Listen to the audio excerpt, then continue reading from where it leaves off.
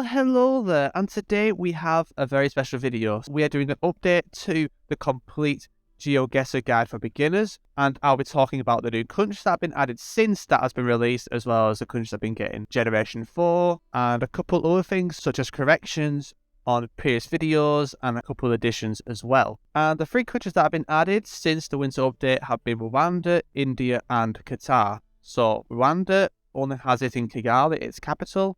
India pretty much has it everywhere now, or in most places, so it's not just in tourist spots like it was previously.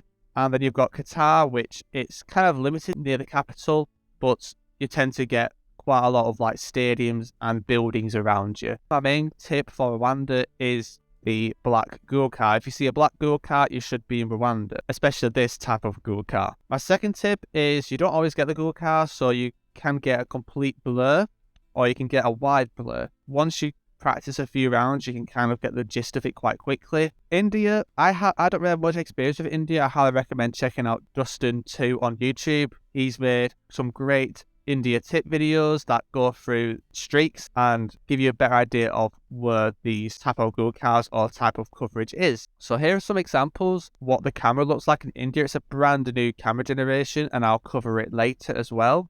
Qatar is the most recent country that got new official coverage on the main roads, and here are two examples of Google cars that you can get in Qatar. So these like marks on the top, and this is a handy way to separate which part of Qatar you're in. If you want to learn more about Qatar, I've made a tips video on Qatar, so feel free to check that out. Okay, so you may be wondering, what is this big massive X over a flag meant to be? So Vietnam, previously when I did the video, had official coverage. But unfortunately, Vietnam no longer has official Street View. And you may have noticed this because you haven't really seen it on world maps, or you haven't seen it on like Diverse World and so on, because the coverage has just been completely removed. It is sad, but it is what it is. But yeah, just don't guess Vietnam anymore until it comes back, or if it comes back. Okay, so now we're going to talk about countries that didn't have Gen 4 before the tips video, but now they do. So we have Slovenia, Slovakia, Croatia, the Baltics, Switzerland, and Finland. So those are the countries that recently got, or more recently got, Generation 4 coverage. So keep that in mind. And it's now important to kind of learn the ones that don't have Generation 4 coverage over the ones that do, because there's less. And yeah, so now it's kind of limited to like the likes of Andorra, San Marino, Germany. Then some of the Balkans still don't have Generation 4. Quite widespread now, so Generation 4 is becoming less useful as time goes on. Another thing to be aware of is that Croatia's had new Generation 4 and some cases of Generation 3. You will see mostly blue strips in that coverage. So just because you see a blue strip doesn't mean you're not in Croatia anymore. You do get them. It's just because the coverage was over 10 years old. Okay, so for Asia in general, we've got UAE and Qatar that have had new Generation 4 coverage. And for UAE, this could be on Trekker, but it can also be on the roads for UAE. And it has a very similar Google car to Qatar, but it is slightly different, so feel free to explore that in your own time. For Africa, we've had 4 countries that have received Generation 4 since I made the video many months ago, and that is Senegal, Nigeria, Rwanda, and Kenya. So another thing to keep in mind, with Generation 4, you've got different types of Google cars now, and it's not just the same roads, it's kind of spread more throughout the country. Like in Senegal, you tend to get more towards the very far south part, near Gambia. But for like Nigeria, it's much more widespread, and there is so much more diversity with the follow cars and Google cars, so just be aware of that. And of course, Kenya has more roads that have been covered and has more variation with the Google car. For South America, we had Chile and Peru that got new coverage. Chile, it is far more widespread, like it's pretty much throughout the most of the country now. Yeah, definitely keep that in mind. Whereas Peru, it's quite limited. It's quite rare to get Generation 4 in Peru at the moment, but I'm sure as this video goes out for longer, there'll be more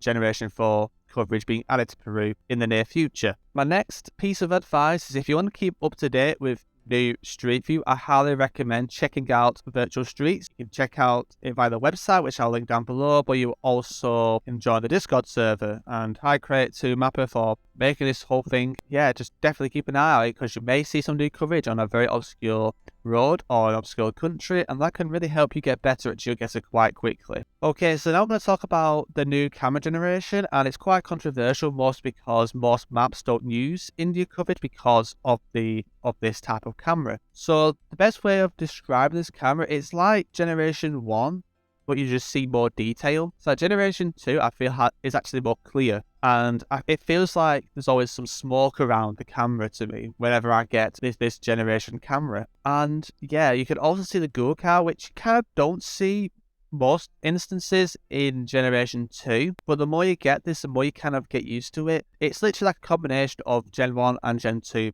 Talking about that type of camera, you can also get it in Senegal and Nigeria. I'm not sure if Kenya does have it. Feel free to correct me if not, but I don't think it does. Really think about Senegal and Nigeria. So when you have that really bad wide camera, well, it looks like it's really blurry or foggy for no reason, it's probably that type of camera. But yeah, definitely keep that in mind. These 3 countries will have it. Hopefully there won't be any more countries that get it or replace generation 4 coverage with it, because it is really a setback. Okay, so in my previous video, I talked about the best websites or best place to go for tips is Geohints, GeoTips, YouTube videos, and so on. But you've now also got a guide on Plunkett. So Plunkett, I've started adding countries to a guide that, to be honest, in my opinion, is by far the most useful information, whether you're a beginner or a pro player. Definitely check out Plunkett. I'll link the guide down below.